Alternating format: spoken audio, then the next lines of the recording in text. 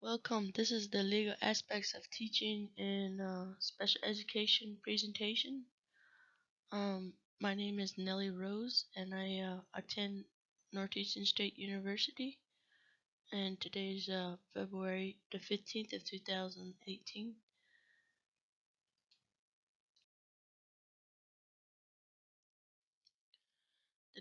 The legal aspects of teaching in special education. Today I'll be talking about six uh, six different components of the Individual with Disability Act, the IDEA. Also, I'm going to be discussing the rights of students and parents and families and teachers. Also, I'll be discussing the educational laws and responsibility and the futures of our special education, including the IDEA 2004 and the No Child Left Behind of 2012 and Section 504. Also, I'll be discussing the different reports of the requirements and the teacher's responsibilities to the order of pre-referrals and the referrals and the assessment. I will conclude my presentation by addressing the philosophy of special education. Some of the landmarks that we will be talking about is the parent law of 94-142.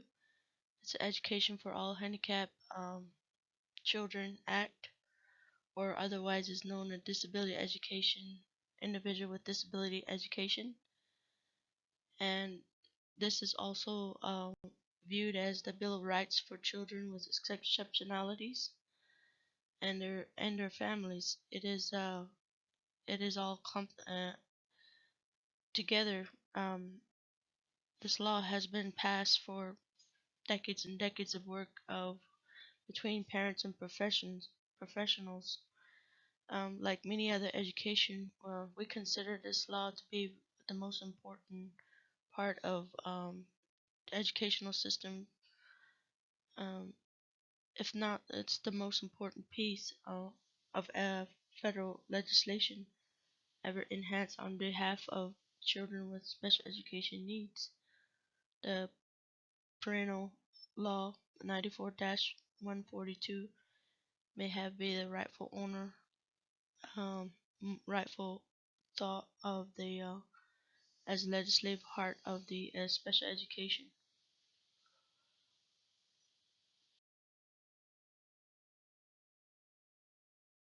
The legal aspects of teaching in special education. There are six components of the IDEA. First is the a free, appropriate public education, the FAPE, the least restrictive environment, the LRE, and individual education program, the IEP, a procedural due process, and the non-discriminatory assessment, and the parental participation. With each categories, I'm gonna discuss in separate presentation of the slides because I think it's good to explain each one of the com the process of uh, each law, and each one of these laws, they're responsible for different parts of individuals, such as from students all the way up to administration of the school districts, whoever the disability student is.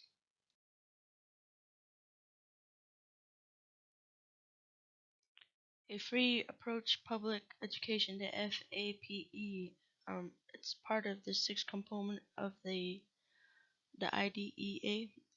All children, regardless of the severity of their disability, shall have the right for an education. It's also known as the zero rejection philosophy. Must be provided with an education appropriate to their unique needs at no cost to parents. It also includes in this principle is the concept of related services, which requires the students to receive services such as occupational therapy or physical therapy, or maybe if the child cannot speak, they can give them speech therapy, as well as other necessary um, the needs, the benefits for the special education child with disability. The least restrictive environment, the LRE, is also the sixth component of the IDEA. This is for children with disability are to be educated to the maximum extent of the approach appropriate for for the student, either with a student with or without a disability. Placement must be consistent with the child with exceptionalities, educational needs.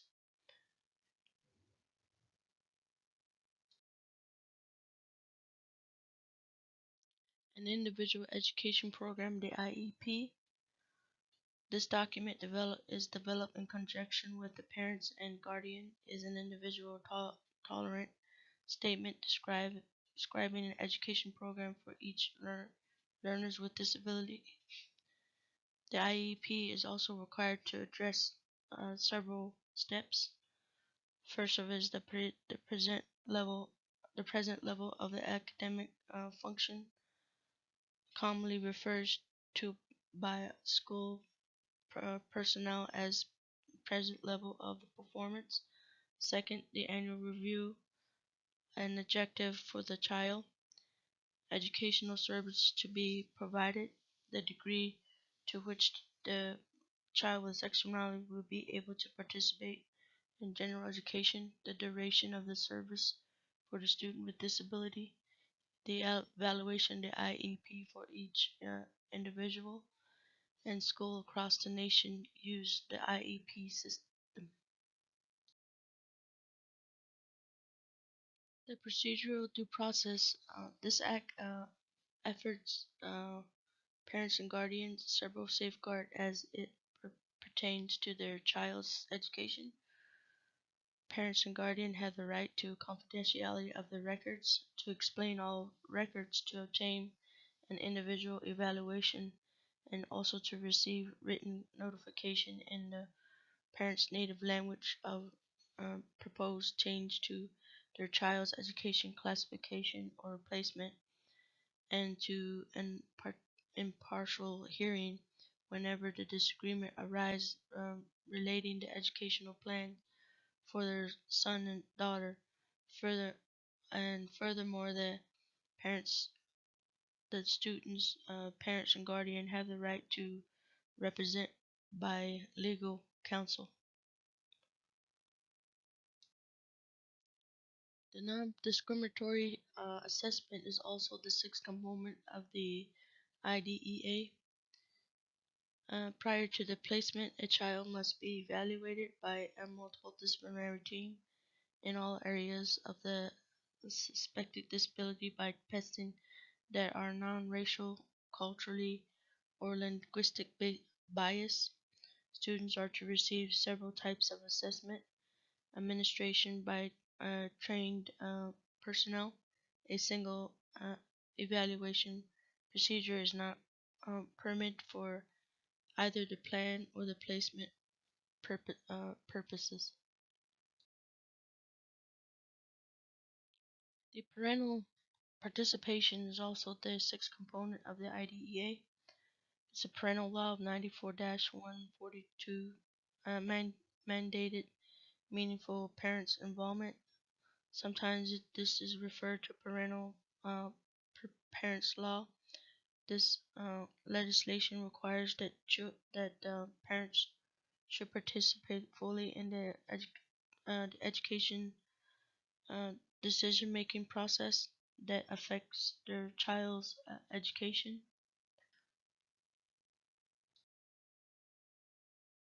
In the next several slides, I'll be discussing the rights of students and parents and families and teachers. First of all, I'll be discussing the rights of students with disability.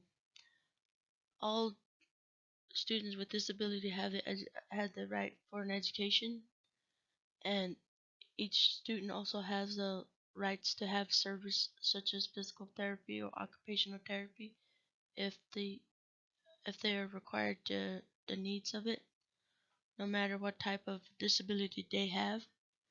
The, Also, the IDEA covers students, uh, children with disability from birth to 21 years old, and families are not charged for the child's disability on behalf of the education and the service that they need to fulfill their education.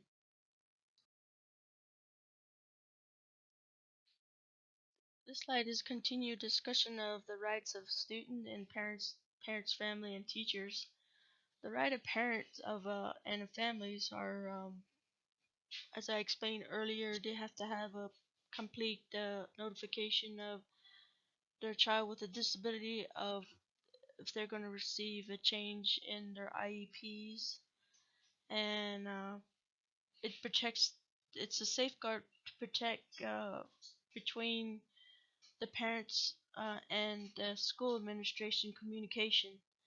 Uh, uh, they also have to have a evaluation and a review of each educational report that they receive from the administration. Uh, they also meet with the parents, and they also meet with the teachers or other professional that needs to take place with their child, and like I said, notice for the child with disability to any change of their education program.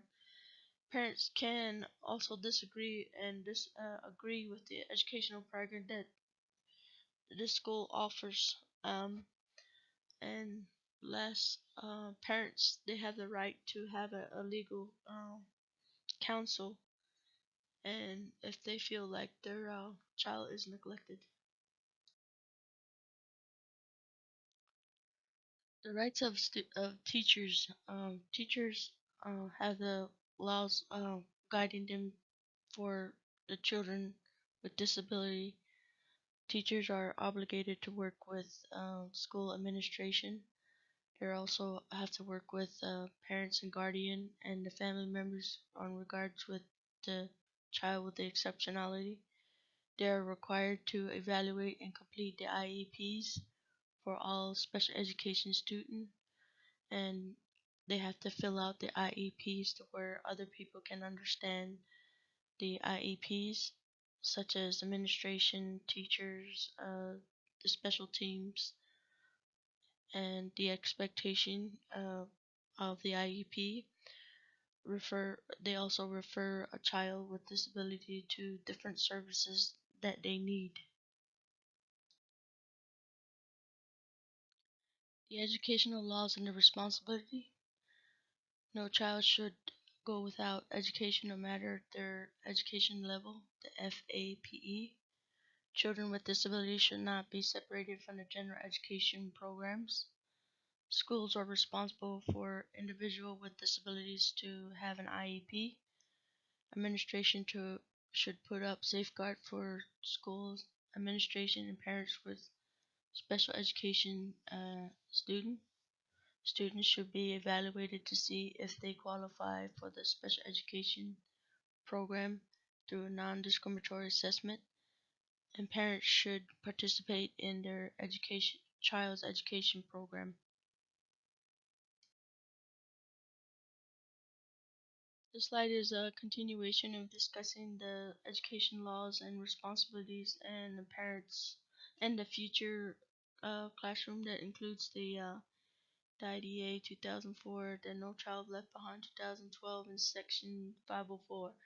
The future classroom, since the beginning of the special education, it made some enormous changes. Like from the beginning, Brown versus Board of Education. This case was about all races were integrated back about almost 6 decades ago. The next one is the IDEA, is that every child has the right to be educated. The IEPs is also part of the teacher's responsibility to do each um, for each Child with Disability, the LRA, the IDEA 2004, No Child Left Behind for 2002, and Section 504. And these all describe the different types of the improvements that have been included for special education to improve on the services for the child's need.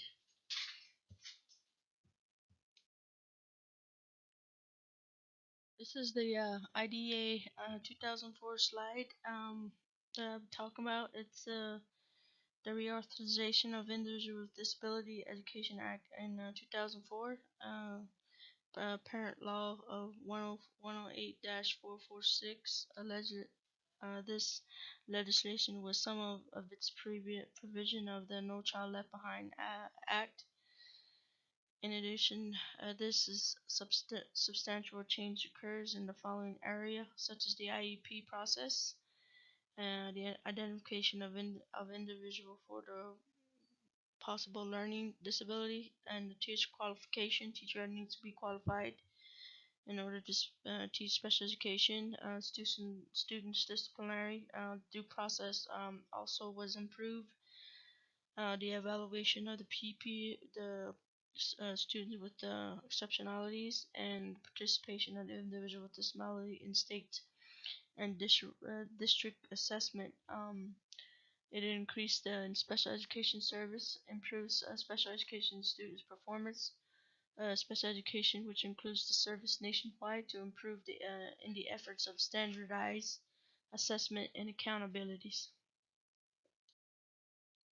This is No Child Left Behind Act, the NCLAB, which it explained the federal legislation that it focuses on education accountability.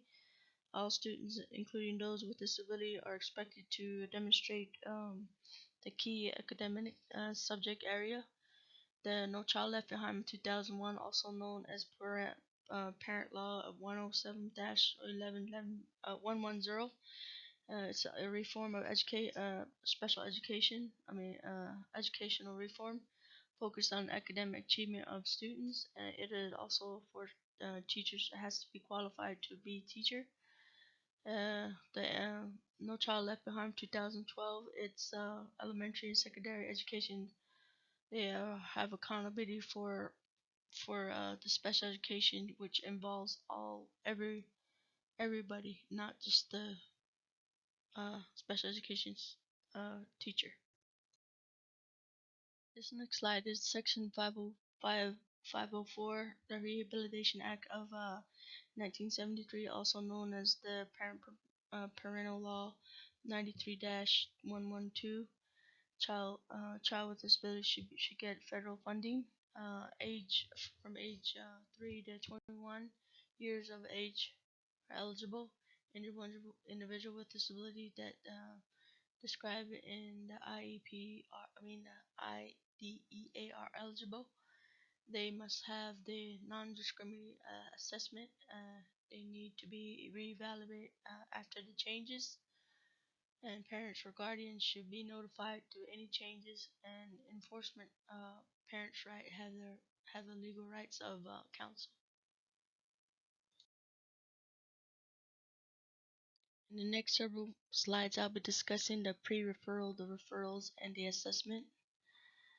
The pre-referral and intervention instructs or behavioral strategies include by a general education to assist students experience difficulties, designed to minimize inappropriate referral for special education.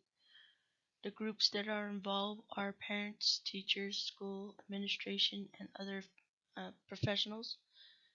They also create to a strategy for the student's needs. All the group work together for the child's needs in decision making and in the responsibility of the child's needs. It is the responsibility for all the groups to come together so the child can have a successful education program. This is a referral.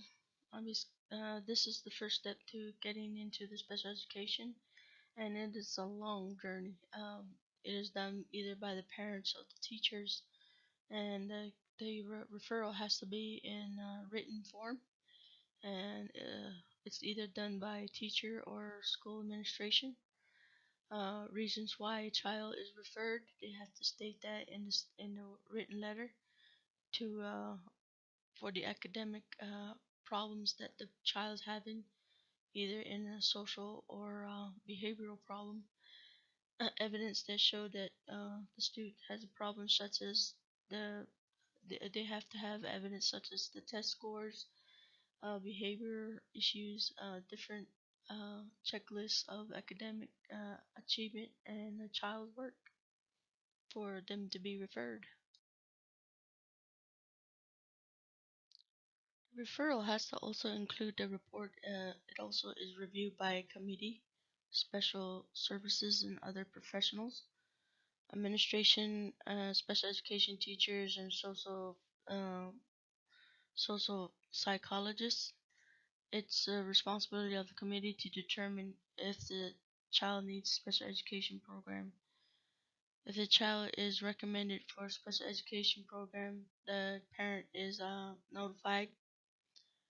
School must be have permission from the parents to start the formal process for the child to start on the program.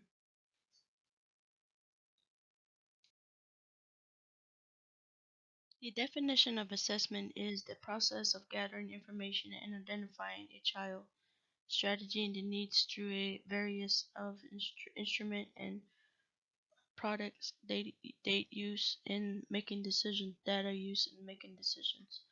To determine if a child has a disability, one must have a consent from the parent or guardian to start the process. It's part of the IDEA mandated of the safeguard procedures. It also protects the legal rights of a parent or guardian by asking for notification, and each parent of a child with special needs has to have notification in order to start the process.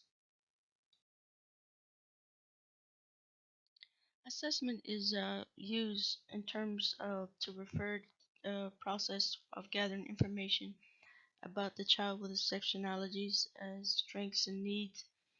The educational assessment can rightfully be thought of as an information gathering and decision making.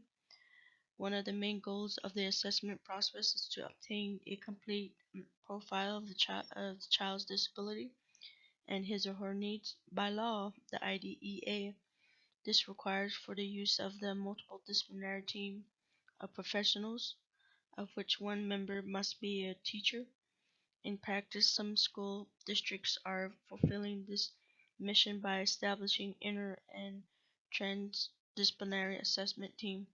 Regardless of the model adopted by the school district, the team is responsible for developing an individual and comprehensive assessment package that evaluates board development domain, the cognitive and academic achievement, as well as the specific area of certain note on the referral, such as social and emotional problem or the suspected visual impairment. And each multiple uh, disciplinary team, teachers, special education, special teams, and administration, they work independently to come up with the solution for the child.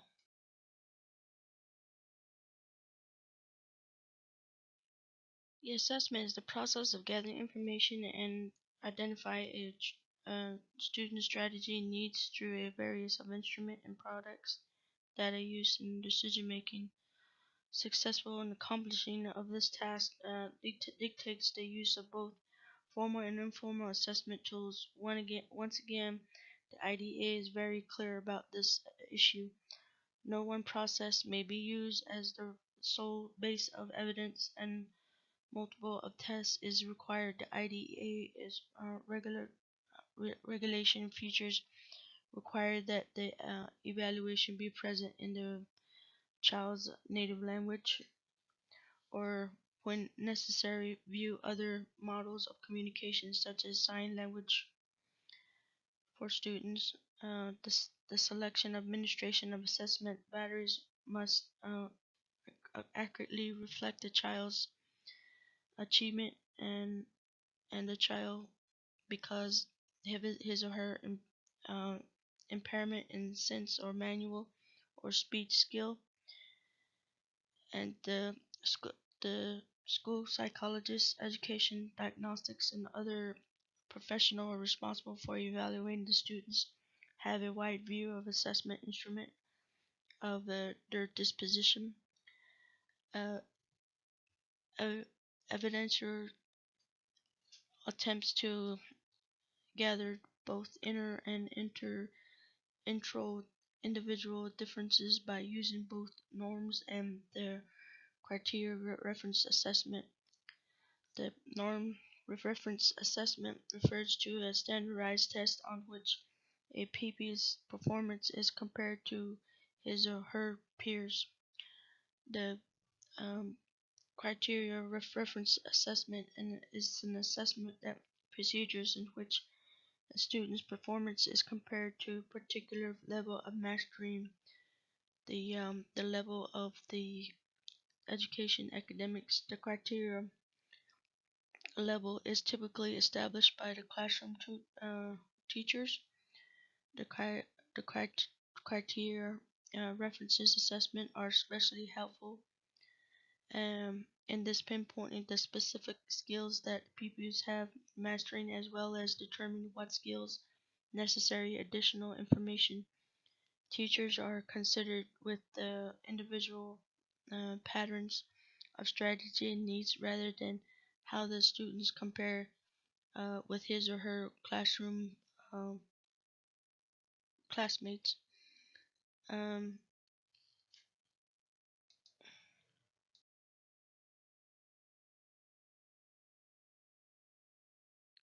in conclusion, the legal aspects of teaching in special education, we discussed the six components of the Individual with Disability Education Act, and each one of them had a responsibility of taking care of the students with disability, from all the way from the students' rights to the parents and guardian rights and the teachers' rights, and also the administration and all the special teams that are involved with the students for them to succeed in their education.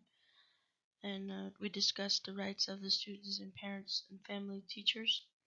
We also discussed the educational laws and the responsibility in the future classroom that includes the IDEA of 2004, No Child Left Behind of 2002, and the Section 504.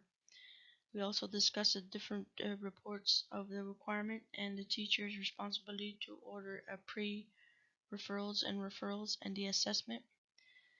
And in the conclusion, I would like to address the philosophy of the education. Each child has the potential to learn on their own terms. It is the responsibility of special education teachers to help students to find their pace. Each disabled child has the right to a free education. It doesn't matter what type of disability they have. No child should be confined in a specific place, even though if their disability have mobile disability, they shouldn't be confined in one area. They are humans just like all of us. Child child with disability have the right to service if they need it.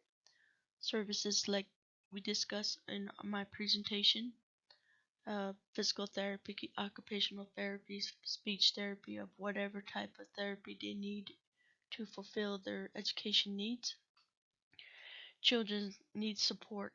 They really need support from their parents as educators, special education teachers, schools, administration, and other professional that works on a day-to-day basis to try to fulfill the needs of the child with disability. Every child is capable of learning. We just have to find that pace for them to learn. As special education teacher, we need to help students with disability to get them from the lowest level that they were at and try to pick them up and get them a little bit higher.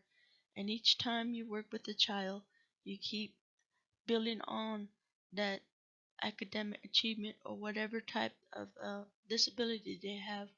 If a if a special education teacher help one child at a time, one group at a time, and get them from a higher level each time they work with the student, then we as educators are doing our jobs.